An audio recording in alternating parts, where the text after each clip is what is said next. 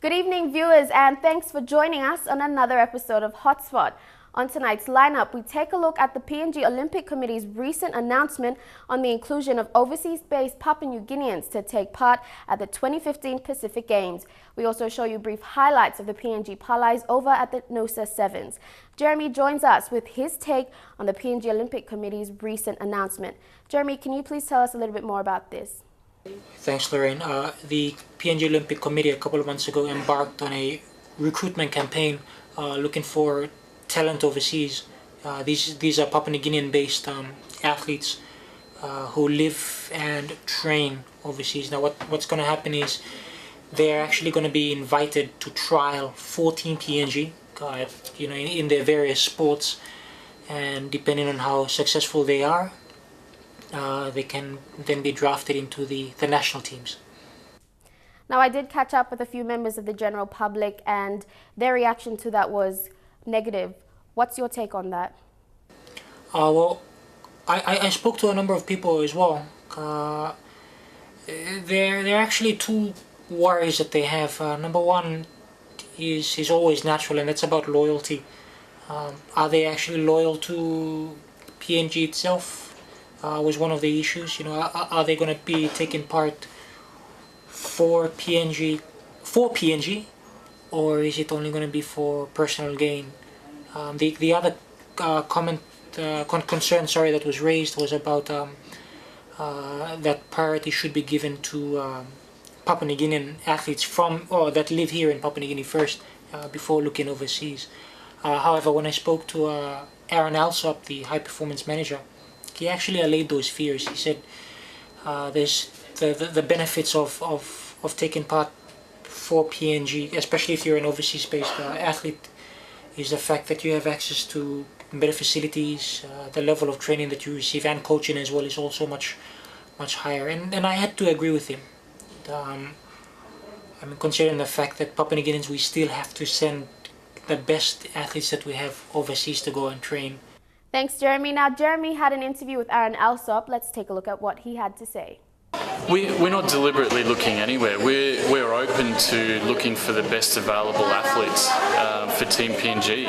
What we've found actually is that a lot of the athletes that we knew of have moved to Australia because they wanted to go to boarding school, or they're also going to university down there. So that's their choice, and that's fine. We would support that. But what we've found is that a lot of those athletes are actually in high-level programs that are at a very significant level. Is that an advantage? Absolutely, it's an advantage because they're in world-class facilities, they're getting access to world-class coaching, they're also getting access to really good sports science and sports medicine programs that have just, what we've found is that the results of some of those athletes is quite high. So we love the talent that we're finding here in PNG, but we also know of good athletes that are in programs overseas. And we actually encourage a lot of our athletes that are at that high level to train overseas as well. So we have over 15 athletes in America that are training. We have athletes in Australia that are already training. So it's a very simple process, but the easiest way to answer that is that the Pacific Games Council that run the games itself have a charter, and the charter outlines very specifically the eligibility. So it's actually called Protocol 25. So that information is available to any athlete that is wishing to participate for PNG, as it is for every country that participates in the Pacific Games. So from our point of view, obviously we stick by those guidelines, and provided the athletes meet those guidelines, they're eligible to trial. And the national federations are really excited actually about some of the talent that we've found and how they might be able to integrate them into their programs. Thanks, Lorraine. Back to you. Senior and reputable Puk Albert Levy was excluded at the last minute prior to the team's departure to Noosa for the Oceania Sevens. All that and more after the break. Albert's a very well-respected rugby player for PNG and for the team. Okay, and things can be handled a little bit better.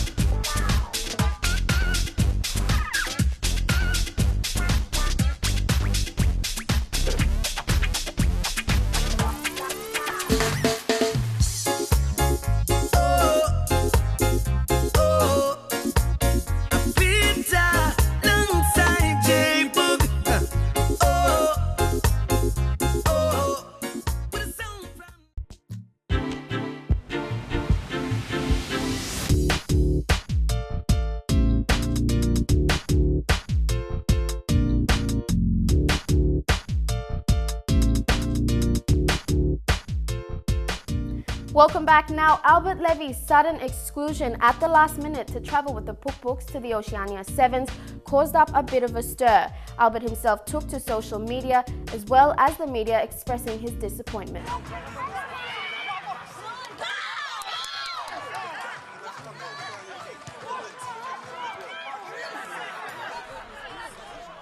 Long-time serving Pukpuk and a very reputable man within the rugby contingent, Albert Levy didn't play his part in the team's success over in Noosa, where the Pukpuks finally ended their decade-long losing streak.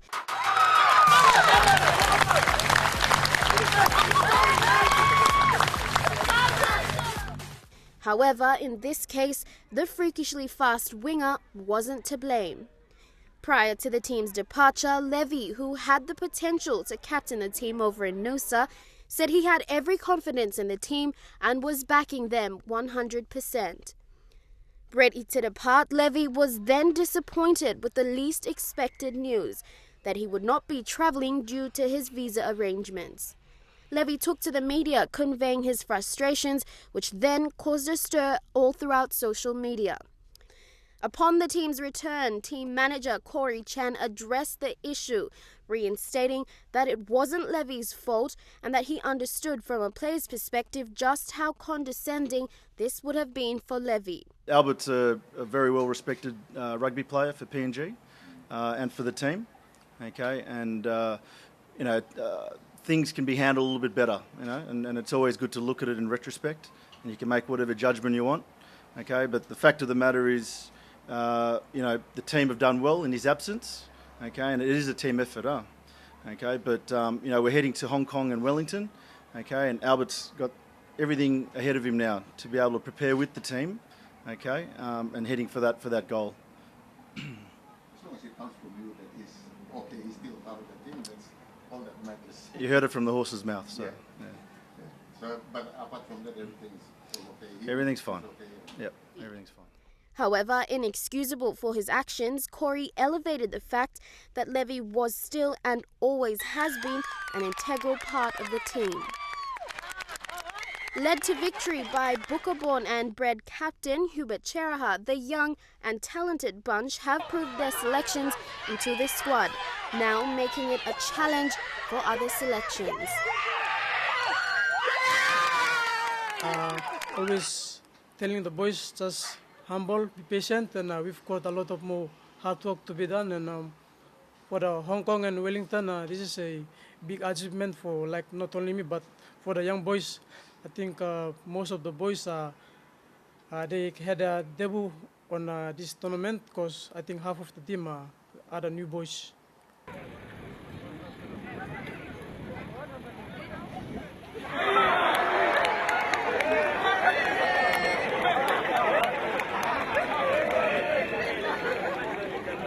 That's the Albert Levy step. After the break, we preview the PNG Palai's performance over in Noosa. Unfortunately, we lost in the last game that was against Samoa 12-10. It was to the wire, but I can say we had the ball the last minute. We had the hooter, but we just took casual approach and then we knocked it on. That was it.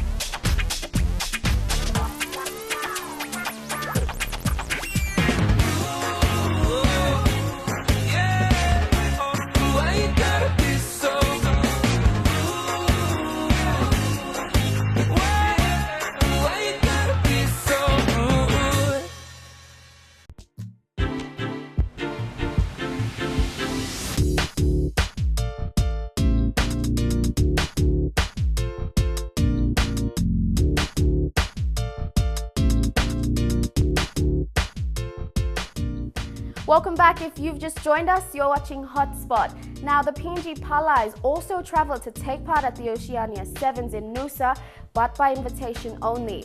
Joanne Lagona was the only girl scoring a try against New Zealand 29-7, and that certainly does show that the girls have pulled up their socks. Although coach Eleanor Kunatuba did express her disappointment at the team's loss to Samoa 10-12.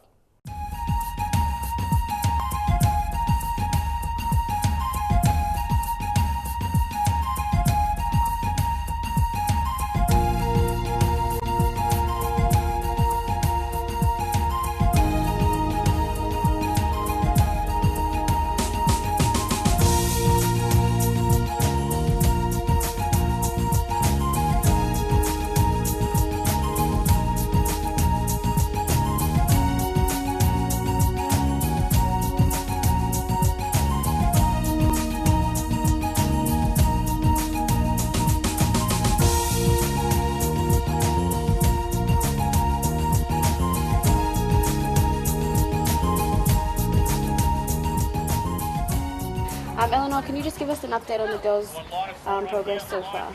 Okay, we played yesterday. We lost out to Fiji. We beat Tonga and Cook Islands, and unfortunately we lost in the last game that was against Samoa 12-10. It was to the wire, but I can say we had the ball the last minute. We had the hooter, but we just took casual approach, and then we knocked it on. That was it.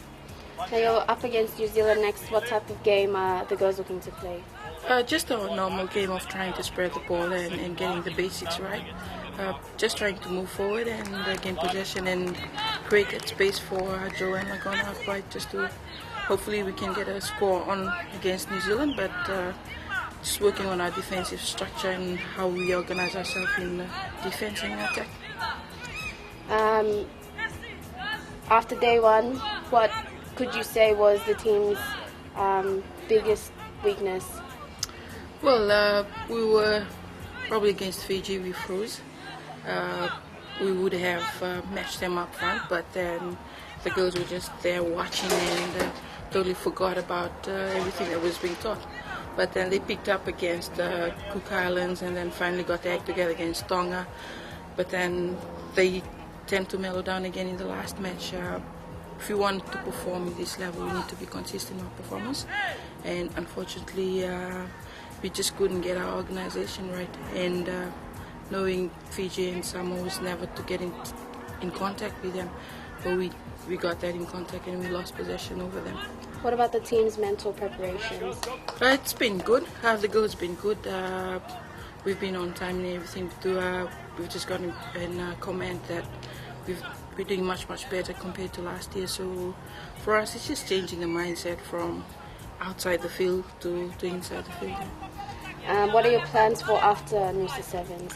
Well, we've got the Gold Coast next week, and hopefully from our analysis this week, we're hoping to rectify that next week and then go back and do a whole review of what has happened all throughout the year before we move forward come next year.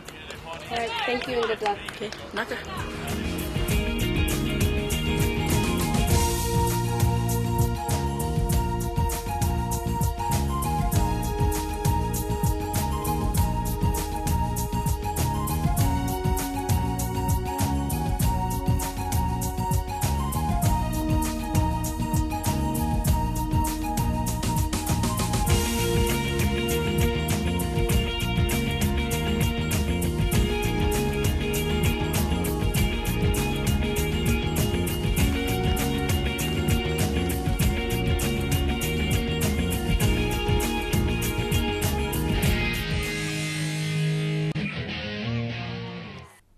We'll head out for our final break, but stay tuned as after the break, we have grand finals and the PM's 13 happening in Kokopo.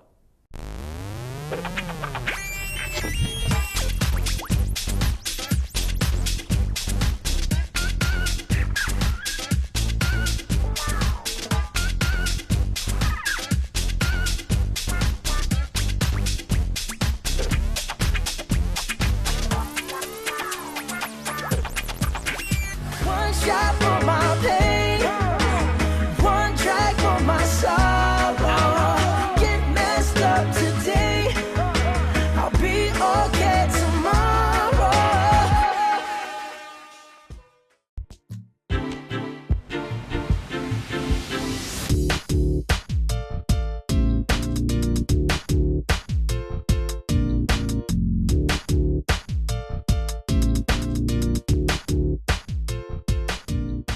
Welcome back now for our weekend draws. The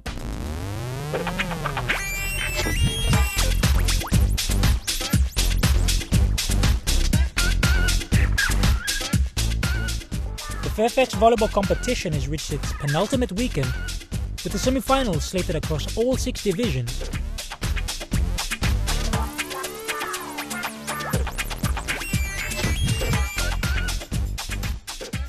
And in a massive week of rugby league, the annual Prime Minister's 13 will be held in Kokopo, with Hunters captain Israel Elliott in the mix to lead the team.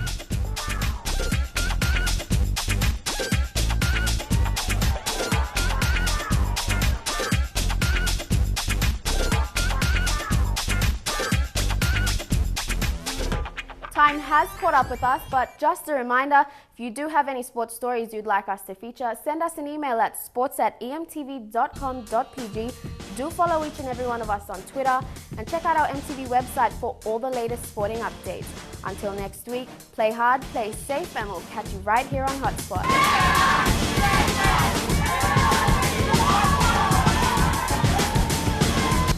Hey, I'm Scholar. Follow me on Twitter at Scholar Sengi for all your latest updates on AFL, kickboxing, all the extreme sports, plus judo and snooker. Hi guys, I'm Lorraine. Follow me on Twitter at Lorraine Genia for all your rugby, powerlifting and game fishing updates, as well as updates from the PNG Games. And Scholar and I actually do take a lot of selfies with tourists, so that'll be really exciting for you guys. Yeah, follow me. Hey everybody, follow me on Twitter at Jeremy Moggy. Join me as I cover my favorite sports: soccer, taekwondo, hockey, volleyball, which is not on that list.